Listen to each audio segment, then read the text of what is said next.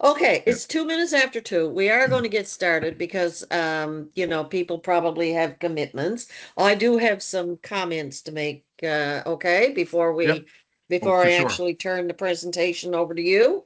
So, I want to welcome everybody. I'm very pleased that you've come to this membership event, and it's a timely one considering the increasing cost of goods, especially the cost of home heating. And today's world events have us quite concerned, not only from a personal safety perspective, but also from the impact that these events are having on the rapid and exorbitant increases in the price of all fuels. Anybody who's been to the recent uh, pumps will know that that's a big issue. Today, we will talk about energy efficiency with you from TakeCharge NL. And as we can all agree, this winter has been particularly harsh for us all, with snow and ice and freezing rain and cold temperatures. These conditions always have an enormously heavy impact on our income, especially as the costs of heating your home keep rising, notwithstanding the current world happenings.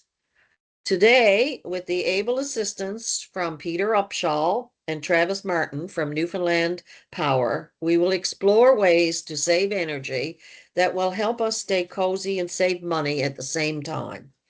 We will learn about the available rebate programs and no cost and low cost ways to improve our energy efficiency.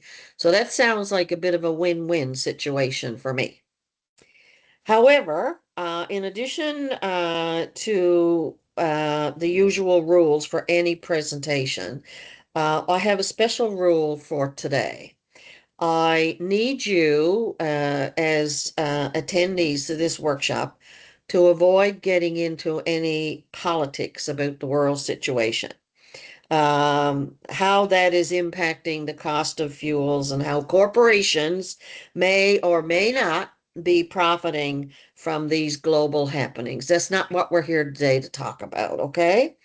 The folks, Peter and Travis, are educators and are not policymakers or corporate executives.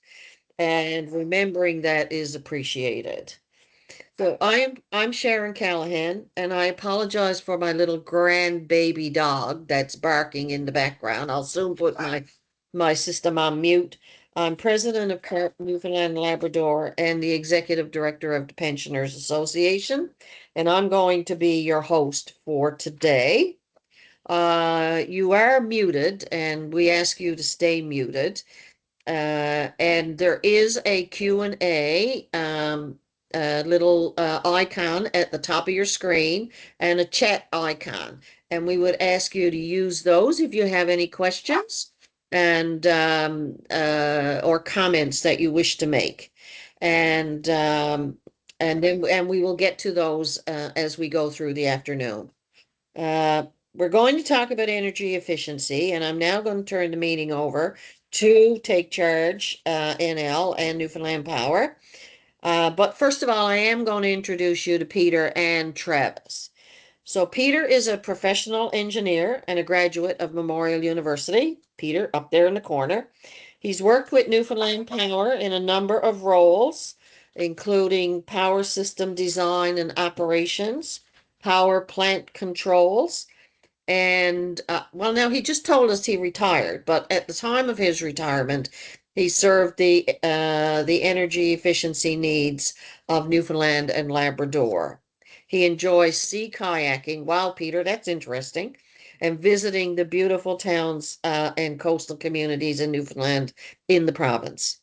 He's the father of four fine young men, and he's the sous chef to his wife Lori. Travis, up here, also on the top of your screen, he's a customer service supervisor for St. John's and surrounding areas. And since joining Newfoundland Power, he has taken on a variety of leadership roles, including customer relations, corporate communications, and regional operations, all of which make him an asset to Newfoundland Power and the customers that he serves. So, whether he's supporting operational goals, promoting energy conservation initiatives, or organizing safety and environmental programs, or helping us learn tips and best practices to save energy, he's solution oriented and believes strongly in leading by example. So now that's enough talk from me. And on to you now, Peter and Travis. And I'll thank you in advance so much for being available to do this presentation. I'm going to Certainly. mute myself now so you don't need to hear my puppy dog anymore. Yeah, well, the technology works pretty good because we're not hearing that your puppy as much as you are, I'm sure, Sharon. I'm probably going to do most of the talking, so I'm going to say to you, Travis, at this point, do you want to say anything before I get wound up? I'll just really quickly thank Sharon and all your members online today for joining. It's a pleasure for us to get in front of customers like this. And I know you said to ask questions through the Q&A button there at the top. And I know Peter's going to say this, but I'd encourage anybody, if you do have questions, to ask. We'd like for this to be a really informal but very informative session. So if you have any questions throughout the presentation, myself or Peter would be happy to answer them for you. And yeah, thanks so much for joining us today, really. Peter, just before we start, do you prefer to do that afterwards, or are you okay if people raise their hand during the presentation? Yeah, I prefer it during because what happens to me is I forget the question by the end. It's gone out of my mind. So please, yeah, ask it as you go, and I will ask a favor of you, Sharon and Travis, because once I get talking, I probably won't look at the chat and see the questions. So when you see them come in, just interrupt me mid-sentence. Okay. Doesn't matter. The timeliness of the questions is important, I find, and I'm happy to have any interruptions, any questions that people want to ask. That's all good. Yeah. Okay. Yeah, Travis and I will be your moderators on Be this happy to on do that. There Okay, you go. perfect. Yeah. All right. Yeah. And I will say as well, Travis, if you want to ask me questions that you think people might want to know, jump in. Don't feel like you're supposed to know it all or can't ask any questions as well. And any comments that you want to make, greatly appreciated too, Travis, at any point. So I'm going to share my screen here now, put it in presentation mode. Hopefully this works. Travis, can you see those two bright, beautiful people? I sure do. Okay, excellent. So yeah, we are Newfoundland Power, and that's who Travis works for, and I work for Newfoundland Power too, with the TakeCharge team. For people that just joined us, I'm joining your ranks. I retired officially as of January 1st. I'm still working for a little period of time, still going through that adjustment thing. So yeah, happy to join you today. Thank you very much for the opportunity to do that. So when we look at our electricity bills, and we wonder, okay, where's all the electricity going? This little house and the way it's broken down shows you over the year, so over 12 months, where is the energy going? This is for what we'll call the average electrically heated home. You could argue that there's no such thing as an average home, and I probably have to agree with you. But if you look at all homes and you take the average, here's what it looks like. About 55% of the total electricity costs that you have go for space heating. So, that's the average over the whole year. As it says down here at the bottom, though, when we're into the winter months, it's a lot more than 55% of your bill. It's on average about 70%, but that means that, if you have an older home or it's not as efficient, that portion could be, 80, even up to 90%. So in the winter months, hopefully, fingers crossed, we've come through the hard part of winter now and the coldest periods. We know it's not over yet, but that January, February, March tends to be the coldest periods of the year, and when our heating costs are going to be the highest. So, yep, on average, 55% over the whole year. About 25% of your costs are associated with appliances and electronics. So, fridge, stoves, deep freezers, TVs, and so on, all go into that 25%. And then typically about 15% for hot water heating. And finally, the last 5% is associated with lighting. And, some people could challenge me and say, well, you sure do spend a lot of time promoting, for example, LED lighting. And yes, that's true. Part of it is that it's so easy, right? It's like changing a light bulb. And so it's an easy thing to do. And that's why we encourage folks to do that. So hopefully we can appreciate the fact that there's a big weather impact on our heating costs and what we're paying. And, I talk primarily about electricity, but if you're heating with oil, you also know that that's when you're going to have the biggest costs is in the winter when it's coldest outside.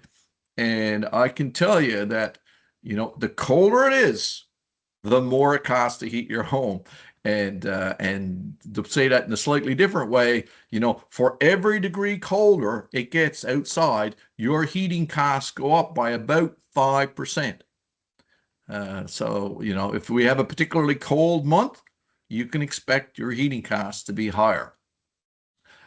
Tracking your energy use is good. And if you look at an electricity bill, your Newfoundland Power bill, one of the things that we'll do down on that bill is compare this year, this February or March, for example, to last February or March.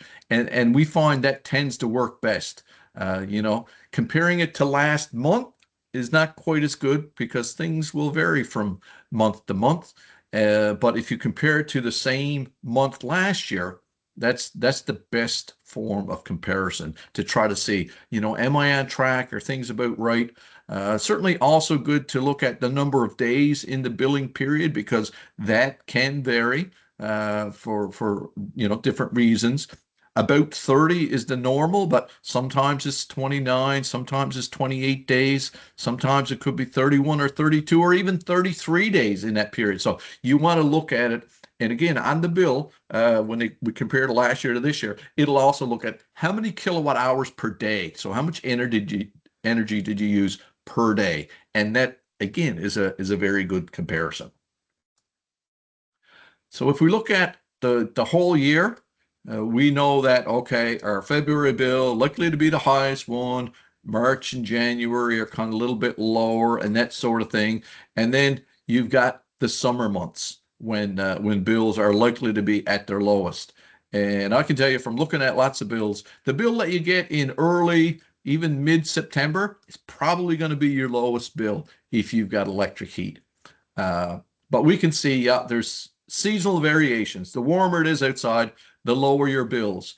And one of the tools that is available to help manage your costs throughout the year is the equal payment plan. And it just allows you to simplify your budgeting so that you know what's what. And the process involves us at Newfoundland Power looking at your total annual usage over that 12-month period and saying, okay, here's what you would have to pay per month on average, to balance it out over the whole year. So what it would mean is that, in the winter time, when it's coldest outside and our bills are going to be the highest, we can pay a little bit less. And we know, whatever that number is, okay, that's what we know we're going to have to pay January, February, March, April. And if you want to say there's a downside, is that in the summer, you're going to be paying more than you would otherwise pay because now you're paying for some of the winter bills. And so it really is a budgeting tool to allow you to pay, the same amount every month. The process does require a kind of a reconciliation. Usually happens in July where we look and say, okay, did you use a little bit more or a little bit less? What has to happen with the bill?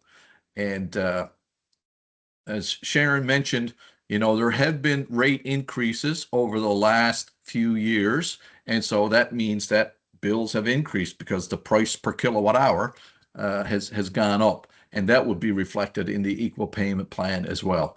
But it's a tool that's available to you. It can certainly help with budgeting, take some of the sting out of the winter bills. But as you see here, your summertime bills will be higher as well, because you're just, again, balancing it out, same payment every month throughout the year. So it's available to you, and an option to help. There are some other things, some convenience options available to you at Newfoundland Power. We can send you your bill via email if you want us to. You don't have to go to the post office to get it. It's going to come in your inbox if that's something that you like. There's also automatic payment plan that you can avail of, so that you don't have to worry about remembering to pay the bill. You can set that up if that's of interest to you. And, one of the best ways to do that is to call us and tell us, okay, I'd like to do that. There's our 1-800 number. You can reach out to us at any point if you have questions. We're open during the day. And, sometimes we hear about high bill complaints in the winter, high bill issues in the winter. And if you feel like your bill has gone up and it's, you need to talk to us, give us a call. That way we can look at your particular history. We have found over the last couple of years, there's lots of chat on social media and so on. And, the best information is not necessarily getting out there and is causing concern amongst customers. If you have a concern about your bill, then by all means, you can reach out to us.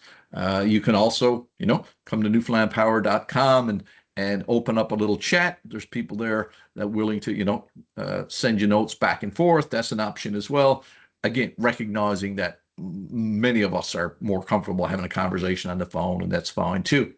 You can email us at customerrelations at newfoundlandpower.com. So a few different ways to get a hold of us, and we are here to serve, and we'd like to help folks. So, please reach out if you need us. All right, we're going to change gears a little bit. So if anybody's got any questions, please reach out with them at any point. So we'll go over to the TakeCharge tips and rebates now, and look at what's going on there and how we can help you.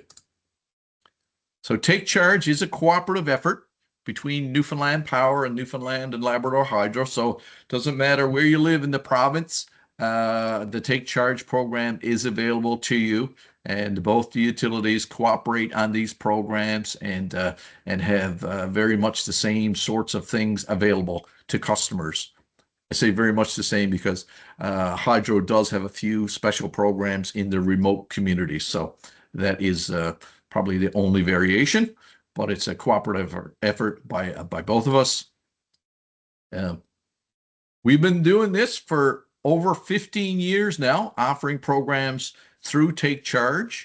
And, there's a number of little items here. The most meaningful one is the fact that, when customers have worked with us and we've been able to support them to do things like insulate basements, upgrade attic insulation, do some of the other programs that we've got. When we add up all of the savings over the last 15 years, that adds up to $180 million of bill savings. So customers, amongst all the people that have participated, have saved about $180 million on their bills. So that is fantastic news. I will mention that we've also got Energy Savers kits, over 6,600, that we've been sending out to people that qualify because of their income. So that may be something, we'll talk about it again a little bit later, but that might be something else for folks to investigate. So program's been around for a long time, and we're happy to be able to provide it to you, our customers. When we ask customers why they're interested in energy efficiency, there's one clear winner and one reason why they want to improve the efficiency of their home, and that is to save money. The winner by far.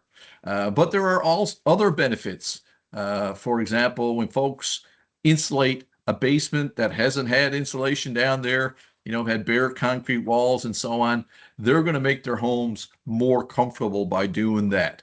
They're going to save energy, but the comfort of the home goes up because now the basement is a little bit warmer because they've got that insulation installed. And there could certainly be some things that improve the convenience, on the business side and the home side by using energy efficiency. So a number of benefits. So we'll switch over now and start talking about some quick ways to save energy that won't cost anything. And I've been doing this for a while, but we had a specialist a few years back come to us and say people could be saving a lot of money by closing their blinds. And the number that they purported was quite high and a surprise to me. I didn't realize it was as much.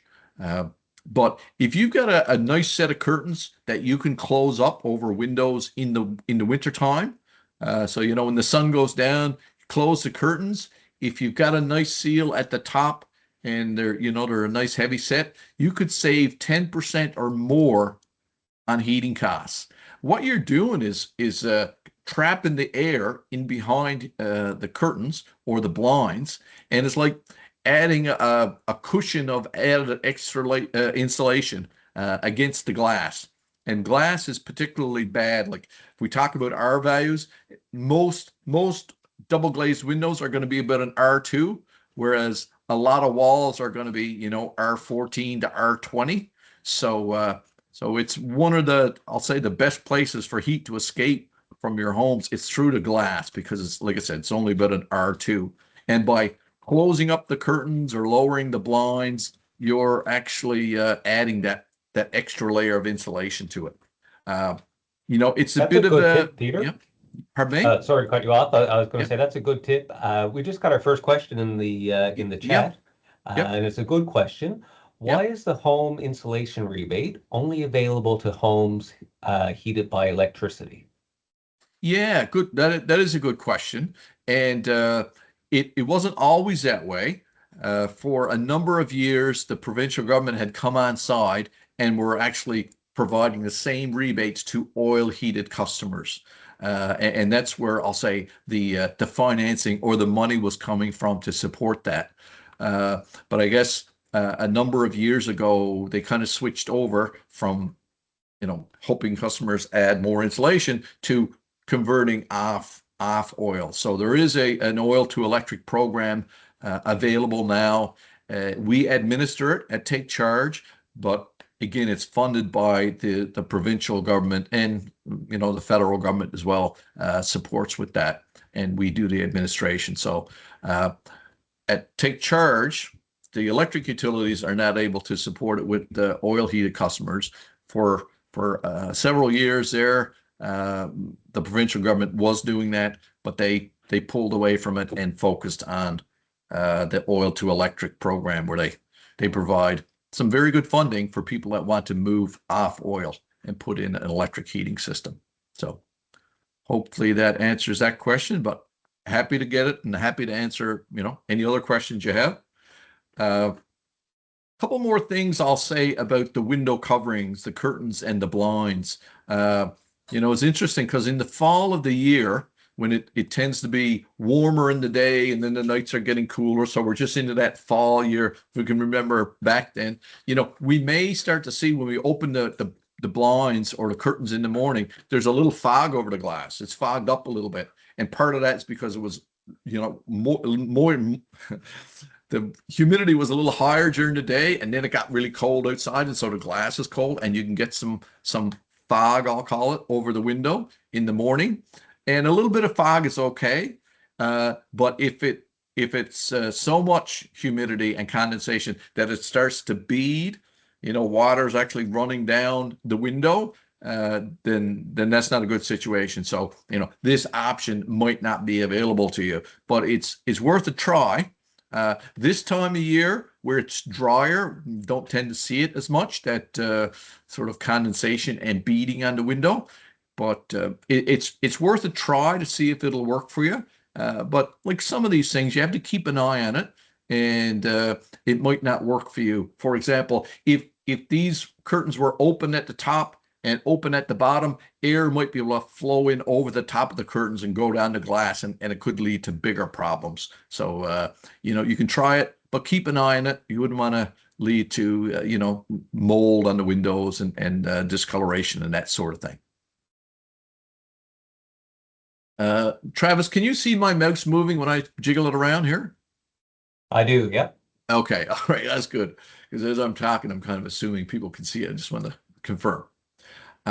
Washing in cold water. So wash your clothes in cold water, not you. But yeah, washing your clothes in cold water, it can be a good saver of energy. When I've done this sort of presentation in person, I've asked, how many people wash their clothes in cold water, and the majority of people do, probably 3/4 or so. Some people prefer to use hot water, maybe for special loads and that sort of thing. But there are some good savings that can be gained by doing that. If you've got some newer appliances, a lot of them have energy saving features. Clothes dryers, for example, have that, what I'll call, more dry option on them, so that it's detecting how much moisture is left in the clothes, and when it gets dry enough, it shuts it down. I can certainly remember back when it was always just a timer and you set it for whatever number of minutes you wanted. And in that case, you could have been drying the clothes a lot longer than you needed, and so wasting energy by doing that. So yeah, a lot of appliances like your dishwasher probably also has some eco modes and stuff like that, and they will just save you a little bit of energy. Together, we've got our X here saying, don't use the heated dry cycle on your dishwasher. Tell you what I do is when it's finished and I haven't used that heated dry cycle, I'll just open up the door. If there's excess water on the top of my dishes, I'll either take a cloth and dry them off. Sometimes my favorite teacups have a little, concave bottom, and I might actually tip the water off the top of those. But no need to use that heated dry cycle. If you open up the door and leave it open, the excess humidity will just sort of come out, and that'll work pretty well. So if you're someone who likes to take showers, you can take a shorter shower, but I have to say, what I like better is to spend a few dollars and get an energy efficient shower head that reduces the amount of hot water required. And it still gives you, a quality shower, but depending on the type of shower head you have there now, it can save a lot. It can save a lot. And, Sharon mentioned the fact that I had 4 sons, and they were all active and playing sports, and there was a lot of showers happening in our house, but I put in an energy efficient shower head many years ago, and it saved me a lot of money. I'm confident of that for sure. So yeah, an energy efficient shower head, it's worth the investment to do that if there's any more than one shower a day happening at your house, and maybe one is enough. So we did make some big updates to our installation rebates in the last year. So you can get 75% of the insulating material costs back for the basement and the attic, up to $1,000 in the basement, up to $1,000 in the attic. And we've also added labor costs into that mix. So 75% of the labor costs, if you get someone else to do it, up to $500 in the basement and $500 in the attic. That's where this $3,000 comes from. So you can get back, $1,000 on materials, $500 on labor in the basement, and same thing in the attic. All right, so that's nice. That's worth having a look at. If you've got an older home and it's electrically heated, unfortunately, this program is just for electric heat customers. But the National Building Code says R50, which is about 16 inches. But we see a lot of applications come in and they've only got R20 in the attic, which is about 6 inches or so of insulation. That is a project worth doing in that case. And the rebates that are available are very attractive and very nice. We do have, if you come to our TakeCharge website, there's a little installation calculator there. It'll give you an estimate of how much you'll save on an annual basis by going from, for example, R20 to R50.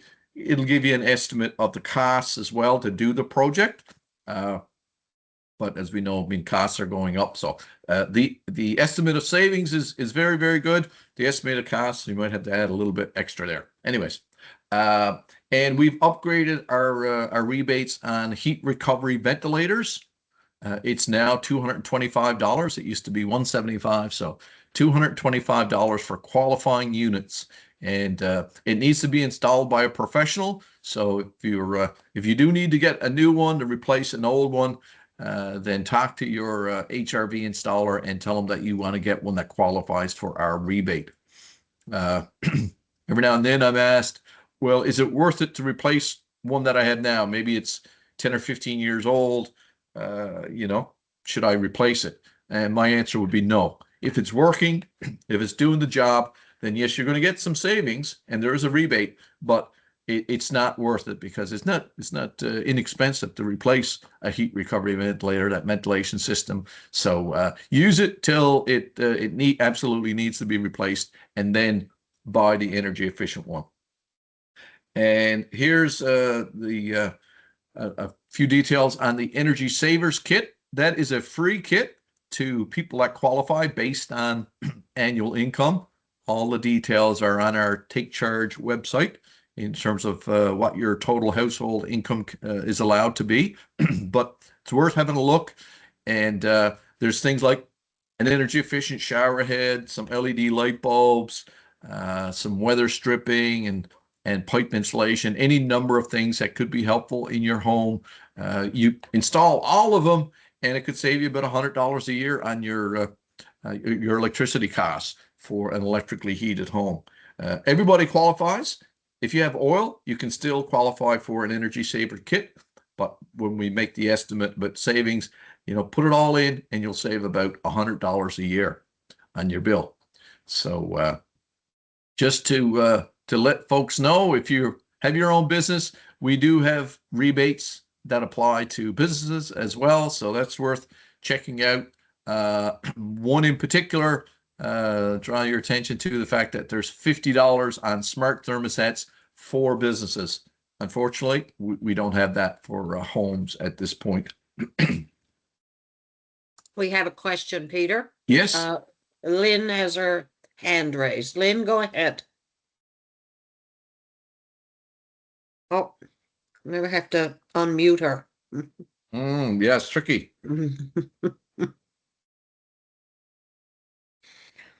Now, where is she? I got to find her. Okay, well, I tell you what, I'm just going to move ahead a little bit. And as soon as you unmute Lynn, please interrupt me. So again, a little bit of repeat here. You get up to $3,000 on insulation rebates. There's the $225 for the heat recovery ventilators. If you've got ductwork in your house and it's driving electric heat, you can get up to $500 back by insulating the ductwork that goes through cold spaces. So if it goes through a cold basement, an uninsulated basement, you can get some good savings and you can get a rebate of up to $500 when you do that. We do have an air sealing rebate as well. There needs to be a blower door test done at the beginning and at the end, but there's some money available to help out there. And there's that energy saving kit as well. Did you manage to unmute Lynn? Sure. Lynn put her question in the chat. Okay. Yeah. Does it matter the age of the home or what type of insulation bats or blown in? Right. Okay. Great question. So your home has to have been built before 2014 for those insulation rebates. So I'm sure lots of people on the phone are living in a house that was built before 2014. And the reason that the 2014 cutoff is that after that point, the National Building Code, which was, I'll call it the law of the land, but the code for all new homes said you had to meet those levels of R50 in the attic and you had to have an insulated basement. That's why we use that 2014 cutoff. And it doesn't matter what kind of insulation you use. We do have some minimum standards, like in the attic, it needs to hit R50. but for example, a lot of people use a blown-in cellulose or fiberglass, and if you had bat insulation there now and you wanted to add more, you could put in, the blown-in cellulose or fiberglass or more bat. So it's up to you. So hopefully that answers that question. In the basement, up against bare concrete walls, you need to have at least R18. So there's a number of different ways that you can do that. A lot of people put in a little bit of like 1.5 inches of rigid board insulation, maybe the white poly bead right up against the concrete, and then they put R12 bats over top of that. So, those are some of the details, but there are some minimum requirements, and those are outlined on our website. Basement wall, R18, up in the attic, it needs to be an R50. Hopefully that answers your question, Lynn. And just before we leave this slide, I will say that we do have financing available on these projects as well. So if you want to finance, the portion not covered by the rebates, then you can do that through Newfoundland Power, and there's a process to do that. You can phone the 1-800 number to start looking at that if that's of interest. So there it is. Up to $3,000 for the basement and the attic, or $1,500 for basement, $1,500 for attic. And the big update for us was that we now included labor costs, which was very nice. We did that about a year ago. So that was fantastic and covers just some more to cost to make it easier to do. There's that air sealing. So things like, door sweeps that we're seeing here now, sealing up any outlets or outlets in the basement, but also, some of the holes that go up into the attic space, like for the plumbing stack and any number of other things, they all make a bit of a difference. Cold air tends to leak into your house low down, and the warm air leaks out up high in the home. That's the way it tends to go. And of course, when the wind is howling outside, if it's hitting the side of your house, you can probably feel the difference in terms of comfort level. And that means it's driving up the heating costs as well. So this is the one that you do need to have a blower door test done, as a special test where they look at how airtight your home is before, and then they would have to come back and look at it again afterwards. The duct insulation, or any ductwork going through cold airspace, you can get up to $500 back on that project. The heat recovery ventilator, or HRV, often that's the box down in the basement that's tied in, bringing fresh air into the house and recovering a lot of the heat that would otherwise be lost. But if you get a qualifying unit, it's $225, and it needs to be installed by a professional installer, someone who's certified to do that type of work. There's that Energy Savers kit that I mentioned as well.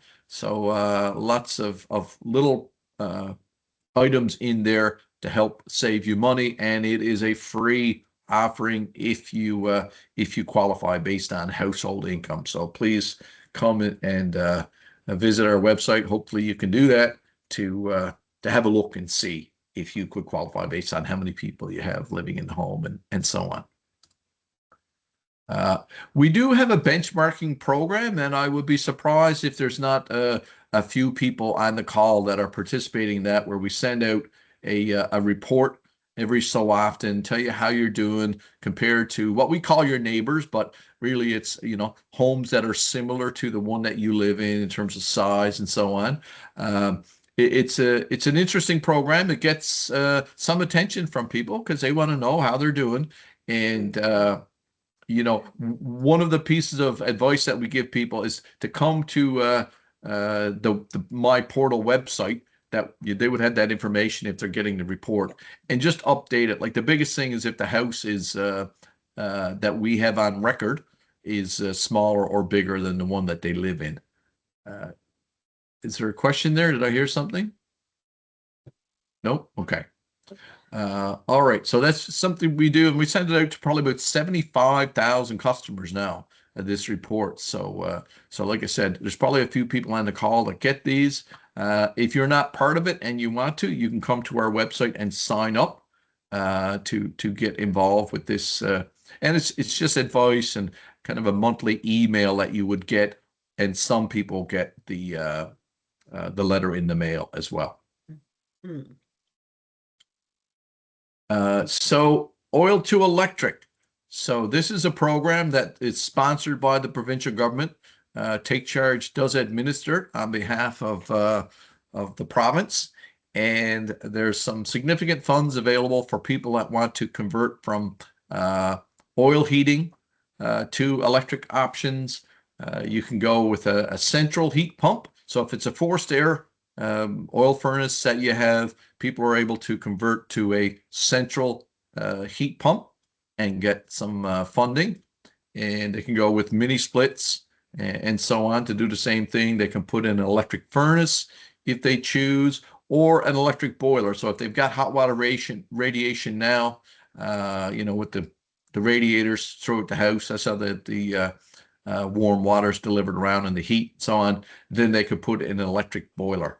So there is this particular website that you can go to, or you can come just visit us to TakeCharge to get there as well. Yeah, there's some significant money. Like the most that you could possibly receive is $22,000 if you're income qualified and you go with a central heat pump. And then if you're not income qualified, the amounts that are available would be lesser, but they're significant nevertheless. So at this point, we've probably, I'll say alongside the province, have helped about 3,500 customers convert from oil to electric. And, there's probably another 1,500 or more that are in the process and working through the process. So it has been a very popular program for lots of folks. We do have financing available through TakeCharge as well. For any of our residential programs. And, it's the sort of thing where essentially it's a loan and you're going to pay it back then on the monthly bill that comes out. There would be a charge there for the upgrades that you've done. So you can keep that in mind. And on the business side of things, if you are involved there, we've got lots of great rebates for all kinds of businesses. If you're going to be saving electrical energy, then we're happy to look at it with you to see if there's a way that we can support you with some incentives. Lighting is one of the most popular things that people will do, convert over in their businesses from the old fluorescent lighting to LED, and some very nice savings can be gotten. So Peter, we yep. have a comment from Yes. Abby. She Yep. says she's taken advantage of this program and highly recommends it. Now, I'm thinking she's talking about the program just before the heat pump Yes. stuff. Yeah. Right. The oil to electric. Yeah, or they're just pop ahead. I'm not quite sure, Abby, because when we moved on. Yeah. Can you just clarify which program you're talking about? I think it might have been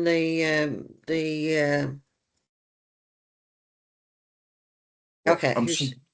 Yeah. I was going to say, I'm certainly glad that she took advantage of it and used it, because that's what we want Oil people to to electric, she says. Yes. Yeah. Yep. That's excellent. And yeah, there are lots and lots of folks that have done that. And one of the nice things about the oil to electric is that when you put in the heat pump, now you're getting a lot more efficiency. And so the potential to get some big energy savings and reduce your bills is significant. Having said that, it is important to realize that when you go from burning oil, you get rid of your oil bill, that disappears completely.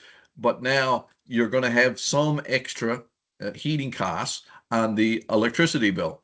And even when you put in a heat pump, that's great. It keeps it down a lot from the oil, but there's still going to be some additional charges, especially in those cold winter months. One of the benefits of a heat pump is that it can give you air conditioning too, which for many years we sort of said, well, you just open up the windows and you got your air conditioning, and this, I guess that's still true, but it does allow you to control it better and make sure you're getting some air conditioning. And I'll tell you, my own story is that many years ago, when we're in the kitchen here, and it's about 27 degrees on the thermostat in the kitchen, and my wife sort of looked at me. It's probably about the end of July, and she said, "This is when I want a heat pump." And I was like, "Yeah, that makes sense." Yeah. If you've got a heating system, you can turn up the thermostat when you need to. But if you don't have air conditioning and it's the end of July and it's very, very warm and uncomfortable in your house, you need air conditioning at those times. Again, it seems like it should only be for a few weeks, and I get that. But with this oil to electric now, if you put in a central heat pump, you got it all, and you get sort of full year comfort, and it can be very nice. Abby confirms that. She said the air conditioning has been wonderful. Yeah, yeah. Sometimes people will ask me, well, it's going to cost me more on my air conditioning, and yes, you will pay a little bit, but depending on how you use it, like if you just, you can avoid that 27 degrees in your kitchen by just having it on a little bit, and even if you set it on 24, so now you're telling your system in air conditioning mode, I want to maintain no more than 24 degrees. That gets rid of a few degrees, makes it comfortable. And, I would say for most people, doing that might cost $10 or $15 a month. If you put the thermostat on 20 or 18 in air conditioning mode, now you're saying, I'm not going to be happy with 23 degrees or 24. I want you to cool down the house, and it can start to feel like a bit of a fridge inside your house on hot summer days. But the more you use the air conditioning, the more it's going to cost. But you don't need a lot to get the comfort that you want. So, mini split heat pumps. So we see it here in the Okay, just picture. hold Yep. on, hold on. Yep. Peter, you want to hold Yep. on again? We have Yes. some comments in that now, okay? Yep. All By all right, means. Lynn says, is it better to keep the thermostat on the same temperature or turn them up and down as required? I've heard mixed reviews regarding saving money. Yes. What a great question. And we're talking about heat pumps, so I'm going to stick with the heat pumps for a minute, even though, and like for Abby, I'll say for Abby with her central heat pump, just leave it there. Don't put it up and down. And the reason is because the central heat pump also has some electric resistance, like a bit of an electric furnace built into it. And if you turn it down, I'm just going to say to 17 degrees Celsius overnight, and then you turned it up to 21 in the morning, that central heat pump might say, oh, 4 degrees from 17 to 21. I need electric heat. I'm going to boost up the heat that I'm providing with the electric backup. And that would not be a good thing, because now, the heat pump is very efficient, but the electric resistance is 100% efficient, and only half what the heat pump is. So now you're sacrificing efficiency. That's the central heat pump. Okay, so leave it where it is. With the ductless heat pumps, kind of the same thing. There's no electric resistance built into these units, but still, leaving it in one place is probably going to be best, because you want this unit with its, I'll say, 200% efficiency to give you as much heat as it can in the winter for sure. With baseboard or other types of systems, not heat pumps, but with baseboard, I'll say turning it down will provide savings. For every overnight setback period, let's say about 8 hours, for every 1 degree Celsius you turn down the thermostat, you'll get about 2% savings. So if you turn it down from 21 to 16, 5 degrees, you will get about 10% savings overnight. And then I know I'm talking to retirees, but if you did it again during the day because there was nobody home, if you're off, for a day, you would get some more savings. But certainly on that overnight period, about 8 hours, 1 degree setback, 2% savings. And I know there's been, there's different information out there. People say, oh, when the heat comes back on, it's got to stay on longer to heat the place back up. And, yes, it will. I've monitored myself closely, and usually in an hour, it's back up to temperature, typically. And then the rest of the day in the winter, it might be on half the time to maintain the heat. That's what I've found. The baseboard comes on about 50% of the time. So yeah, there's that reheat period, but what you're doing is lowering your average inside temperature. And how much you have to pay to heat your home is all about the difference between the inside temperature and the outside temperature, right? The colder it is outside, the bigger that gap, the more heat you need to add your house. So when you lower it even a little bit, you're going to save some money. So boil it all down. Lynn, using setback will save you money, despite what you've heard. And I appreciate the fact that there's some, different information out there. But yeah, because you're lowering that average outside temperature. And the same thing if there's unused areas of your house. Like I have an area in my basement. It's kind of a utility area back there. There is a laundry there, but then there's just like a storage space. That area is cooler, and that's fine, right? If I walk back to do the laundry, hey, I notice a little bit cooler back here, but that's okay. And spare bedroom that we have, and we keep the door closed. We've got it set back to like 15, 16 degrees, and the door is closed. And so, that space is a little bit cooler. I will say that you need to be careful with setting back because, my house was built in 1995. It's got a certain level of efficiency. So what works for my house might not necessarily work in somebody else's house.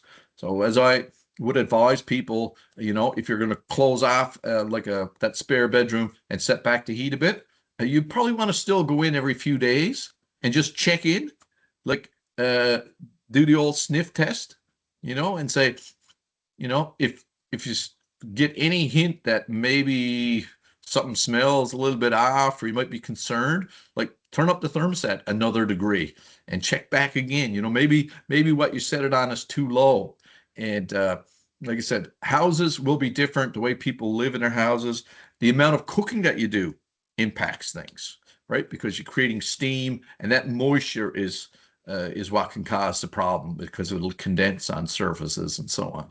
So hopefully that makes sense. Okay, we have That's a it. comment from Mark as well. Yep. And Mark Yep. says, I put in 3 mini splits 9 years ago when I took out my oil. Oh, yeah. No rebate, but still much energy savings and Right. great air conditioning. So a positive comment there. Absolutely. Yeah, that's right. And as Mark perhaps already knows, I think the oil to electric program from the provincial government maybe started 3 or 4 years ago. Yeah, so Mark, you were ahead of your time, but you got lots of good savings, over that period of 5 years. And yeah, the air conditioning can be greatly appreciated for those days when we need it. It is nice to have. We did have one question here too, Peter, that I missed earlier. It's on Yep. insulation. Yep. Do you have to contact Light and Power and have them check your house before installing insulation in order to get the rebate? Excellent question. The answer is no. You can go ahead and do the project. When you apply for your rebates, we will ask you to include a copy of your receipt, itemized list saying how much insulation you bought, for example, if you had a contractor do it, them to identify, how big the area was and how much insulation they added and so on. So you do need to provide that backup material to us, and we will come out and visit a portion of the install. So we check afterwards on a portion of all the projects that have been done. So short answer is no, you do not need to contact us first, but please make sure you go to the website and make sure you're going to hit those minimum requirements for whatever area you're doing. Okay. And if you do have questions, right, as you go along, then you can still reach out to us at TakeCharge and send us a note and ask us about it. Yeah. For example, every now and then we'll get someone, and because of the very, specific details at their home, maybe they've got a flat roof, for example, and they can't get R50 up in their attic. So we have made exceptions in situations like that. So if you've got one of those things where you can't quite meet it for some reason, then we're prepared to work with you to figure it out. But something like a basement wall, a concrete wall, for example, then we would expect you're going to meet the minimum requirements. Okay, excellent. Thank you very much for the comments and the questions, folks. I appreciate that. So, is a heat pump right for your home? And we're talking primarily about the mini split or ductless because they have become so popular. As I may have mentioned, probably 60,000 or more of these have been installed in the last 8 years. So what is a heat pump? Well, it's a piece of equipment that absorbs heat outside and moves it through refrigeration lines into an indoor unit. And I could tongue in cheek say we've all had heat pumps for a long, long time because a fridge is a form of heat pump. The fridges and deep freezers, they absorb the heat out of the box and they put it, used to be out on the coils on the back, but now, you often feel the heat coming out from underneath the fridge, but they're moving it from inside the box outside, and it uses the miracle of refrigeration. That's the only way I can put it. Refrigerant has a very low boiling point, like very, very well below freezing, well below minus 20 degrees Celsius, because most of the units that are installed these days will work down below minus 20 degrees Celsius. They call them cold climate heat pumps. And, most of the people that are going to install them around here are going to install a cold climate heat pump for you. And that's what works best. But it absorbs the heat, moves it inside.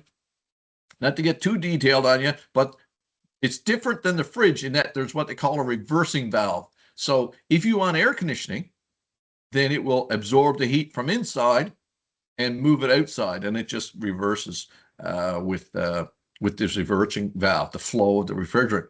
I will also say that if you've got one of these, you're probably well aware that this outdoor unit, just like your fridge, every now and then it has to go into defrost. The coils that absorb the heat will get frosted up. They'll turn white with the frost, and eventually the efficiency starts to go down, and it will actually reduce or reverse the flow of refrigerant and put the hot stuff out here to melt that frost off it. It does that, it depends on the outside conditions, but every hour to 2 hours probably it goes into a 15-minute defrost. So yeah, heat pumps are able to absorb the heat from the air mainly. Some of them actually have pipes in the ground and they absorb the heat out of the ground. Amazing, but the most common one that we see is an air source heat pump. So there can be some very good savings with these units. If you've got a central heat pump that has ductwork, then you can expect to cut your heating costs in half. With the mini splits, so that's the ones we're kind of talking about here. With the mini splits, it depends how big of an area you can do. I think Mark mentioned he's got 3 inside heads that he installed, so it probably does a fair chunk of his home with 3 inside heads. I, for example, have a unit. There's only 1 inside head, so there's 1 outdoor unit and 1 indoor unit, and so I get some very good savings because I'm an energy guy and I put my inside head downstairs in the basement, warms up the basement, and then the warm air is able to come upstairs. I got a big stairwell there, so it's able to come up. So it does a nice job. But, it really varies from one house to the next. An open concept works well with these types of heat pumps. And in the area heated by the heat pump, you're going to get about 40% savings. So it depends. Mark, with his 3 heads, he probably does most of his home. Some other people that might put it up, into the living room, dining room, kitchen, they may only be conditioning, 30% of their home, for example. And so they're going to get savings on that area. So a lot of variables, but they work very well. Yes. Oh, I thought Sharon, you might have Yeah, had no, a no, question. Okay. Mark we do Yeah. have a question and we Yeah. do have a comment. Okay. I'm Good. going to go to Mark first. Mark Yep. says, if I am getting some frost or ice buildup during the winter, should I Yep. turn on the air conditioning for a bit? Only happened this year, over a 90-year period, or a 9-year period. Right. Sorry. Right. Yeah. Yeah. I would say no, Mark. The unit is sort of designed to deal with that itself, and frost is a normal part. Now, if it gets excessive, and I've seen it on mine, sometimes is when you get a real cold spurt, when it's like down below -10 degrees Celsius, you can start to get a little more ice forming on the outside of the unit down low. And it's where, some of that water is melting and then it's refreezing before it can kind of clear away because it's so cold outside.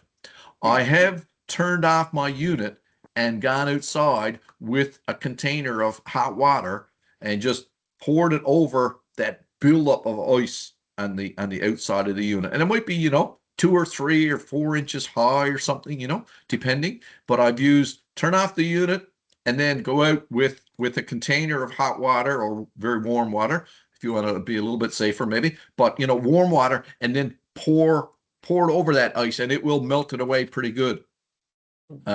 Another thing that I have seen with mine is that right underneath the unit, what they call the base pan, uh, there's about 5 or 6 holes that are maybe about the size of my thumb around, maybe the size of a quarter or a loonie.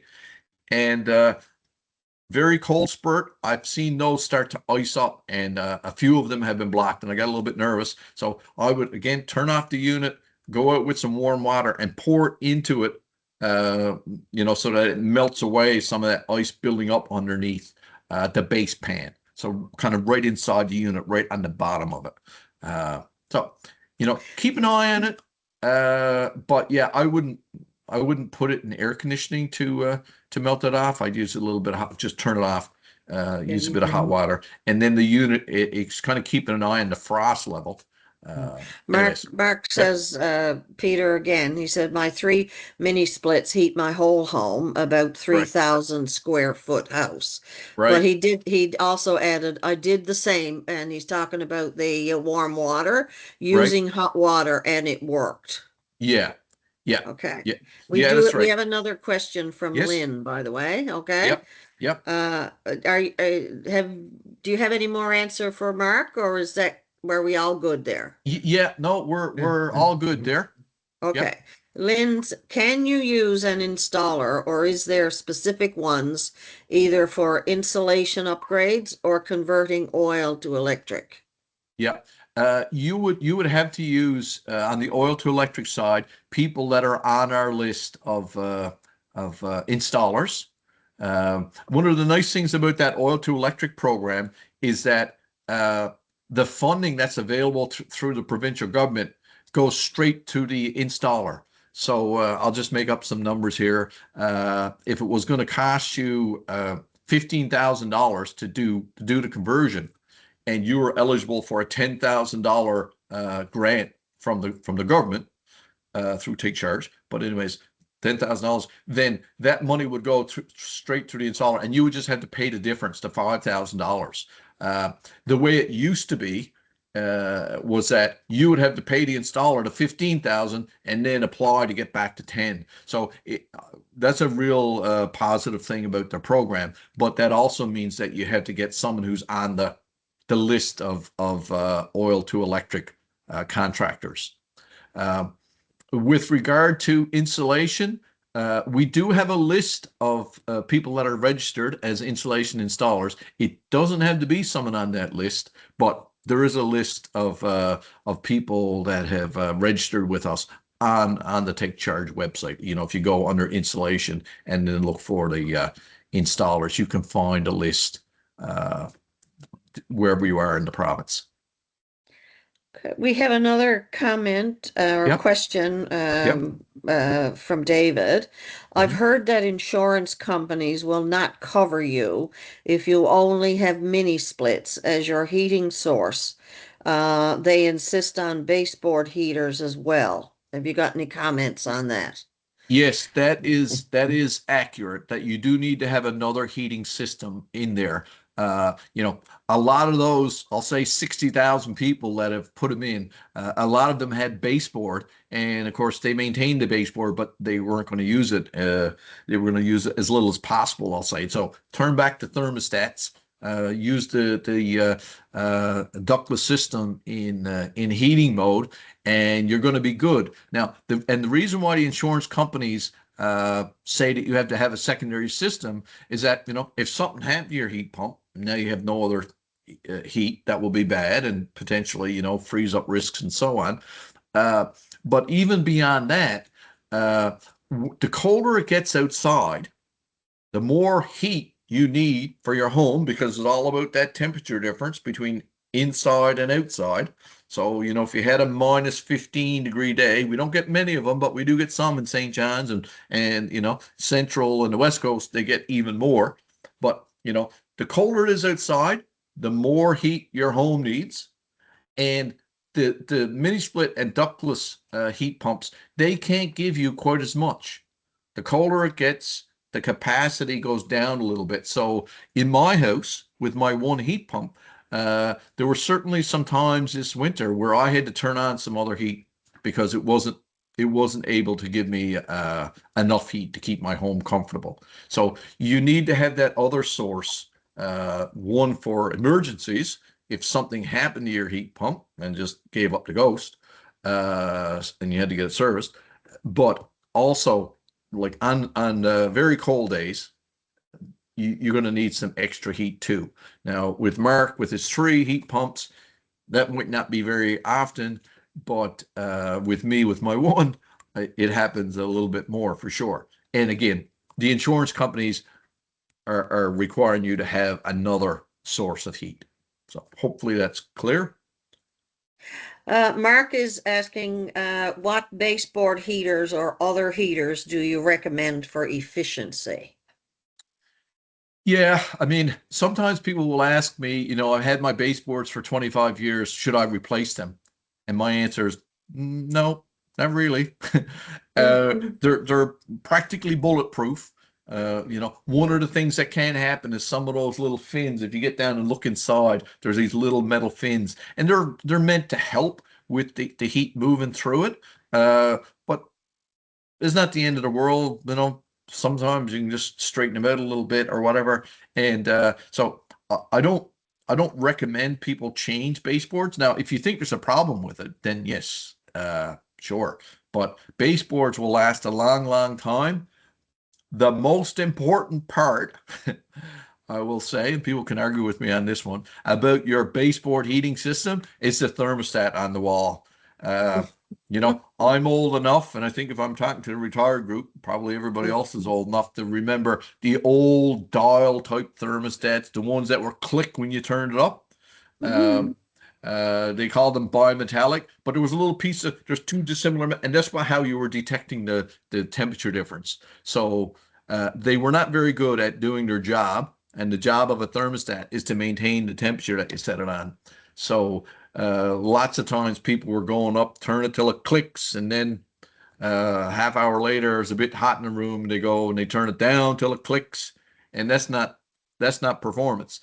The most important thing is the thermostat, and today's electronic thermostats, they do a fantastic job of maintaining the room temperature. So, you know, if you want to make an investment in your I'll call it your baseboard system, but your heating system in general, make sure you got a good thermostat. That is going to determine your comfort level. Yeah. So hopefully that answers that question. So if you got a few baseboards around and you're using them, have a good quality thermostat. Yeah. Great questions, folks. I really do appreciate them. Yeah, for sure. Um, so yeah, with the heat pump, you know, it's increased comfort because now you get on those days when you need a bit of air conditioning, you got it, and you know it creates a bit of air movement, warm air. Not everybody likes that, but most people do, and appreciate the comfort that it gives with that air conditioning option, particular. We certainly do recommend that they're installed by qualified and certified people. It needs to be a certified refrigeration technician because it's it's the heart of the system, and by a qualified electrician as well. That's going to do the electrical connections. And it's important to recognize that most of these units have pretty good warranties. The compressor, which is kind of the engine of the system, a lot of those have 8 or 10-year warranties. But if it wasn't installed by professionals who are qualified to do this, then you're probably going to void your warranty. And if you have issues, you're not going to be able to get the warranty repairs done. The other part of it is that if you do have service, like I did after about 3 years, I had to get a board replaced, and I was able to phone up the person who put it in, and they did the service on the unit. Whereas if you get I'll say your brother-in-law to do it, you might be out of luck. And so something to keep in mind, but we certainly recommend that they're installed by professionals. We're going to change gears a little bit, talk about something that sometimes people are very passionate about, their cars. Electric vehicles are here. There's probably about 2,000 all electric vehicles that are registered in the province now, and probably about 14 or 1,500 plug-in hybrids, they call them, but they have a limited range on battery, usually 50, 60 kilometers you can drive. So they have some battery, but then they also have an engine and they use gas. The 2,000 electric vehicles are the ones that are all electric. And, people are naturally concerned about, okay, well, how far can I drive in this electric vehicle? Most new vehicles will have a range of 400 kilometers or more.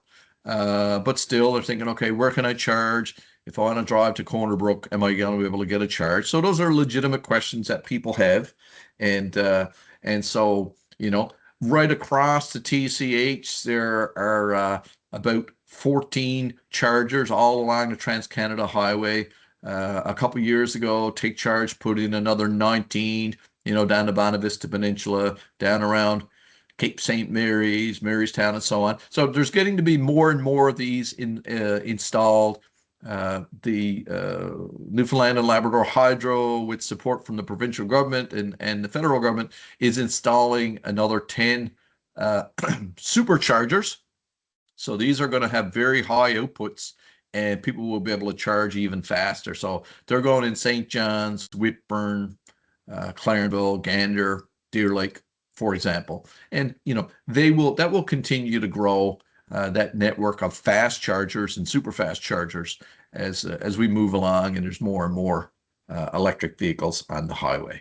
So they're coming. There's lots of them here, and I guess it is dependent on some government support, because the federal government had $5,000 rebates for EVs, and the province had $2,500 as well. So that was helping them to be adopted. And the future of government programs is maybe a little unclear. I think the current federal government did announce they're going to keep going with the $5,000, so that's a good thing. And the big issue with electric vehicles, I'll say it's one of the biggest benefits from an economic perspective, is the fuel savings. And if you put $100 into an electric vehicle, to go the same distance, you need to put about $400 into your gas vehicle. So there's lots of fuel savings, but it's a big expense to buy a new vehicle, and electric vehicles are more expensive than gas vehicles. So that certainly is a big barrier to their adoption. But they continue to be adopted slowly but surely. And some We have a people are. question, Yep. Peter, from David. Yep. What does it cost to get a full charge on your electric vehicle when you're on the road? Yeah, good question. And that one's a little bit tricky because it depends on the vehicle that you're driving. I will tell you, maybe one way to put it is that that $100 that I mentioned, if you get $100 of charging versus the $400 in gas, and I'll say $100 and $400. But if you're on the road, to get that same charge. It's not going to cost you $100. You stop at a fast charger, it's going to cost you about $200. Okay, so if you're traveling to the West Coast from St. John's or vice versa, home charging would be $100. So that's in your own driveway. If you're using a fast charger anywhere along the way, it would be more like $200. And of course, again, that compares to about $400 for a gas vehicle. So hopefully that puts it in the right context. The network of current chargers operate at 62 kilowatts. And so if you stop to get a charge, they'll add about 100 kilometers of driving in about 20 minutes. The super fast chargers that are going in this year, they would add more like 300 kilometers in 20 minutes. So, so they've got a lot more horsepower and power available to charge the vehicle. I will also say the vehicle is the brains of the operation. The vehicle determines how fast it will accept a charge. So a Chevy Bolt, which is a fairly small car, it can probably only take 50 kilowatts. Doesn't matter how big the charger is, the car says, I only will take 50 kilowatts. My son has a Ford Mach-E, and it will take, I think, 120 kilowatts.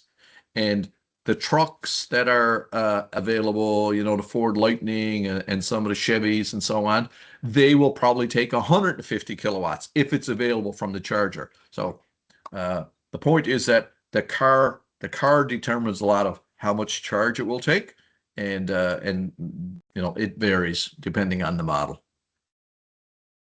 All right, hopefully that answers that question. Great questions though, folks. I love them. All right, so yep, they're coming, and the charging network is growing in the province and will continue to grow as more and more people adopt electric vehicles.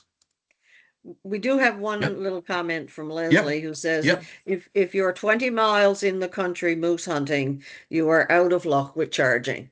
And I guess we're going to be a while before we get superchargers in the country. Yes, yeah, that's right. And the reality is there's some spots, like actually down here, look, Bay d'Espoir, one of the fast chargers that's being installed this year is going to be installed. Oh my God, the name of the community is gone out of my head. But down this way, for example, because that would be a concern to get down here before this. And down around Twillingate, right now, there's no fast charger down there. So this is another gap where they need to have one, and arguably down on the Bonavista Peninsula and so on. So there are still some gaps, and 20 miles in the woods, yep, you're going to be in trouble. But yeah, it's growing and will continue to grow. And I remember having a discussion at a municipalities conference with a person, and they were giving me every reason in the world why electric vehicles wouldn't work and couldn't be good and all the rest of it. And as I'm talking to them, and I'll say trying to convince them, I did come to the realization that, listen, electric vehicles are not for everybody, especially at this point in time. There's for any number of reasons. But over time, things will progress. And as we see our neighbors starting to drive electric vehicles and family members starting to drive electric vehicles, as we get in one and drive it, because they're fun to drive. I got to say, they are fun to drive. We will convince ourselves. So, and that's fine. Everybody doesn't need to think that is the best thing since sliced bread right now. Some people love them. And over time, we'll get more experience. This charging network will grow, and it'll become more what I'll call normal. But we'll just get more experience ourselves, personal experience, and we'll adopt them when we're ready, when it makes sense for us. Yeah, that's all good.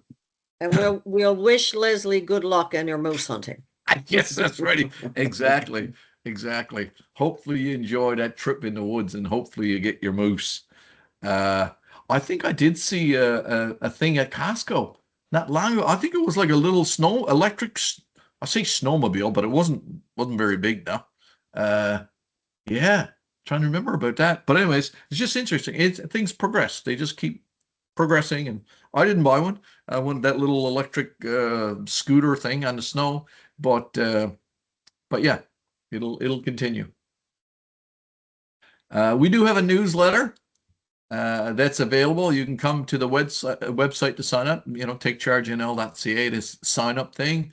There's a little quick link if you want to use that. So, it'll just be advice and information that hopefully you can use to save energy and to be in tune with your energy use.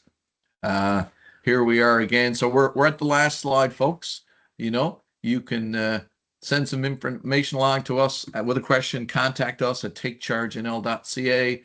There's the telephone number for Newfoundland Power if you want to call us. There's a number for Newfoundland and Labrador Hydro as well. And so, like I said, Take Charge operates right across the entire province. So no matter where you're listening from today and who sends you your power bill, we are here to help and to serve. I'm going to stop sharing that screen so we can go back to the big one here. Yeah. Really appreciate all the Yeah. questions today, and I'm still here to answer more questions. Does anybody now have a question? As again, I said, I'm learning how to do this, and maybe with Travis's help. If anybody has a raised hand, or any final questions you might want, Colleen has her hand up. Now, Colleen, Travis, can you unmute her, or do you know how to do that? Let's see.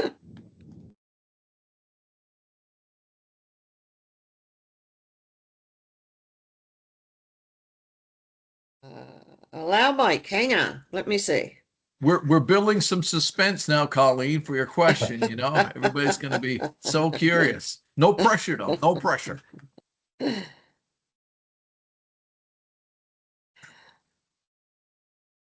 I you think hear I think Colleen? you Are can speak you? now, Colleen? Oh, Yeah, there you go. try it now.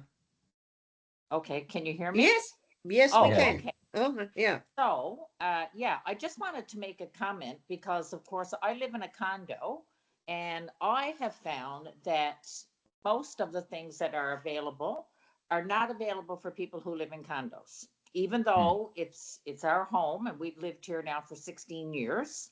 Right. We don't get any rebates if we want to install a mini split. We're not, eligible for any types of things because if we wanted to, we can put extra insulation in our walls and all that type of thing as well. So why is that? And you may not have an answer to that, but I just thought I would ask. Yeah, by all means. And that is one of the challenges to reach out to. And I know you're not a renter because, like I said, it's a condo.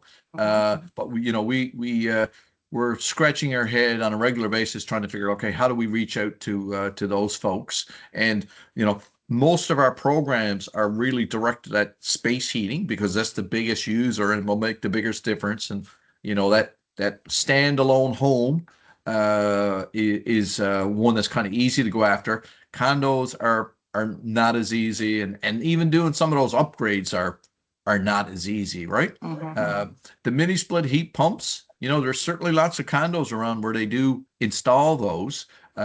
Right now, Take Charge for electrically heated place. We don't have a rebate for mini split heat pumps either. The one that is available is that oil to electric program where Yeah. people are converting off oil, right? So just to be clear, the that energy savers kit, which is again a relatively small thing, but that is open to everybody, so not a bad thing there. The HRVs is basically open to everybody and is interesting in that case, even new homes. So if you needed something like that, it would be there. So I hear you, Colleen, and maybe that's not the best answer, but it's kind of the situation. Yeah. Yeah. Yeah.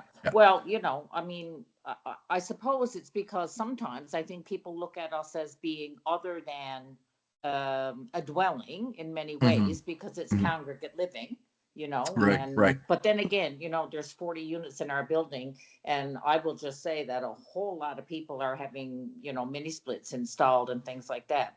Right. And most people are retired. So it kind of would be nice if there was even a little teeny something, like if Mm. someone said, we'll give you $500, that's a lot of money to some Yeah. people, right? Oh yeah, yeah, It for is. sure. Yeah. Thank you. Thank you Yeah. very much. Oh yeah, no problem, Colleen. Thanks for the question.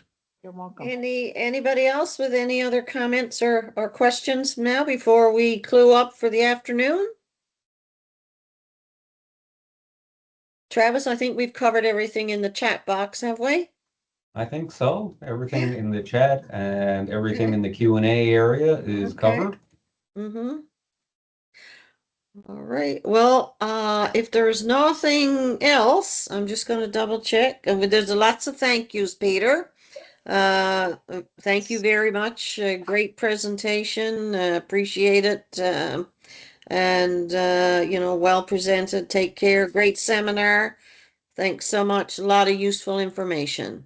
So I think people really appreciated what you were able to share this afternoon.